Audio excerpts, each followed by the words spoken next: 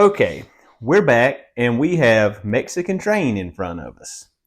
So, Mexican Train is a domino game and you're trying to match, obviously. So, you start out with a double domino. Now, the rule modification in this is that the ref is going to actually start with a double domino. It's not going to be like player one has to see if they have the double, they don't, go to the next one. Because in the original, you have to draw and if somebody has a double, then you play off of that. But we're just going to have a set one that we start with. That's correct. That should make this go quite a bit quicker. And the objective of the game is to be the first to go out of all of your dominoes. Easier said than done. And what we're going to do as we're playing, we're going to tell you how to and give you instruction. That's a lot easier than trying to explain it, then play it. I think you would catch on a lot quicker that way. But first, we have to pick our trains. Yes. I want the red one. All right, Melissa, which one do you want? I'll take the purple one. She's going purple. I am going orange. Okay, I think we're ready. All trains at your station. Now, hopefully we'll be able to play 4 players. So in that case, each player will get 15 dominoes. So go ahead and pull them at random.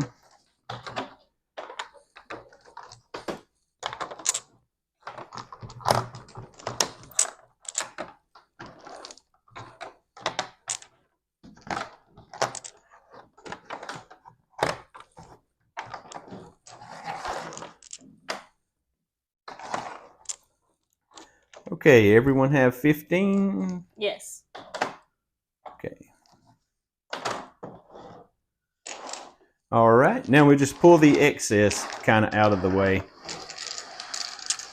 We will have to draw from these from time to time.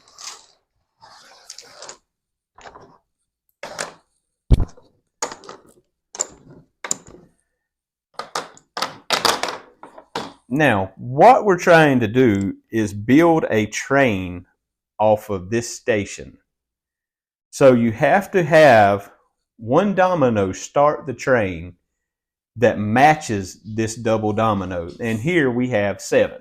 So it's got to be a 7. Yes. For tutorial purposes, rather than stand them up like we normally would, like this. So that other players can't see. Right. We're just going to go ahead and lay them flat so that you can see what we're doing. Okay, if you'll notice, I have a couple of 7s here that can start a train. Oh, wow. I hit the jackpot on trains, or on dominoes, 7s. So on your first turn, you get to lay as many dominoes as you want to make your train. So after the 7, so I have a 7 and then a blank. So I have also another blank with a 6. I would match the blank parts and just keep going to make up the longest train that I can. Yeah, so basically what we're doing right this second is exactly what she said. We're trying to build our train prior to our first go. What have we got?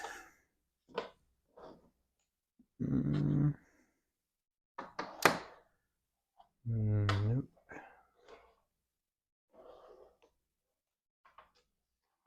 Oh, no, I don't have that.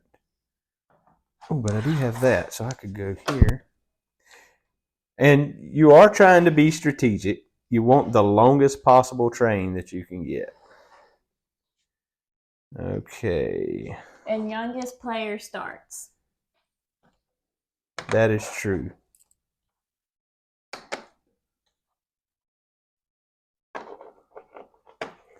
Oh, okay, I think I'm going to go with this. Now, if you will see, I'm going to place this here. On your first turn, you get to lay down as long of a train as you want. After that turn, you can only lay down one tile at a time, or one domino at a time. So I believe we're ready to start. And as we run into different scenarios, we will stop and explain what we're doing. Okay, we ready? I Yeah. think since the camera's a little far away, we'll say our numbers as we lay them down. Okay. So starting off with the 7 in the blank. Okay. Got a double. Okay. So let's explain what happens when you have a double. So as you can see, or may not be able to see, I have a 4 and a 1, and I placed double ones off of this. When you place down a double, you have to fulfill it with another 1 or whatever it is. So I actually do have a 1 that I can go and put down, but if I didn't have it, play would go to the next player and would keep going around until somebody else had a 1 to put there. That's correct. And another point, which will come out later, I'm sure, is that had she not been able to fulfill this, you can't leave it on a double, then her train is open. And she would have to move her little locomotive engine up onto her track. Which means anyone can play off of my train, not just me. Right. And let's say I was unable to fill this. Then I would also, my track would be open, and the next player would have to fill it. But we're actually going to see this in play because I'm laying this down and I can't fill it. Okay, nice. Now, play moves clockwise, which I would be the next player. Now, I have to fulfill this. And when I do, I cannot, this round, lay down my initial track. Okay? I can only fulfill the 1 and then play moves to the next player. But my train is still open because I have not played on my track again yet. Right. So technically, if Mom wanted to, she could lay down on mine. That's correct. All right. It's your turn. So would you like to lay your train down? I'm going to lay my train down. Okay. 7 into a 4, 4 into a 3, 3 into a 1, 1 into a 10, a 10 into a 12. And at this point, you can see I'm about to run out of table. So you can point it in another direction. 12 into a 2, 2 into a 5, 5 into 12, 12 into 7, 7 into a blank into a 12, and a 12 into a 4, and I cannot use these because I don't have any matching numbers to a 4, so my train is finished for this turn. Okay, very good. All right. Now play comes back to Riley, and remember that Riley's train is still open. Her track is still open, which means that Melissa or myself can play off of her track unless she is able to play off of this 7. But I do not have another 7, so I'm going to have to draw. Yep, draw from the bank. Okay. Okay, and I got a 4 and an 11. I can't play, so. Yeah, she can't play, so her track remains open. All right. now it's my turn again, and this is another rule modification. Now I am going to go ahead and lay out all of my track since I didn't get to on my first round. Okay, here we go. I have a 7 into a 10. Now I have a double 10, but I'm able to resolve it. An 11 into a 7, 7 into 1, 1 into blank, blank to 11, 11 to 2, and a 2 to a 10. And my turn is over. Okay, your turn. Okay. So I don't have a 4 to play on the end of my train, but there are lots of open tracks. So I have another 7.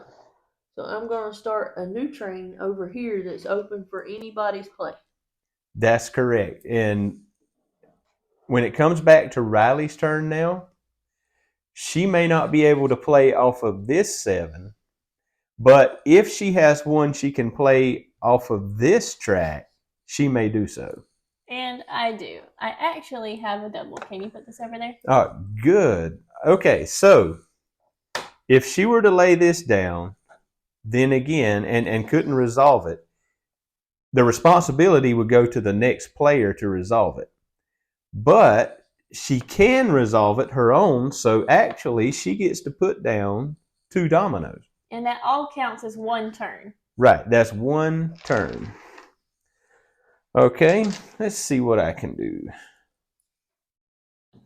Actually, I can play off of you, and I can because her track is still open. Okay? Okay. I can play on this open track over here and put this 2 on that 2. And now I can finally go on my own track. And I have a 5 for the one that Dad just put down. So my track is now closed. Right. She was able to fulfill her own track. Her track is now closed. We can no longer play off of it. All right. Let's see, which is a bummer because I had one to go there. All right. I will put a 3 to this 3.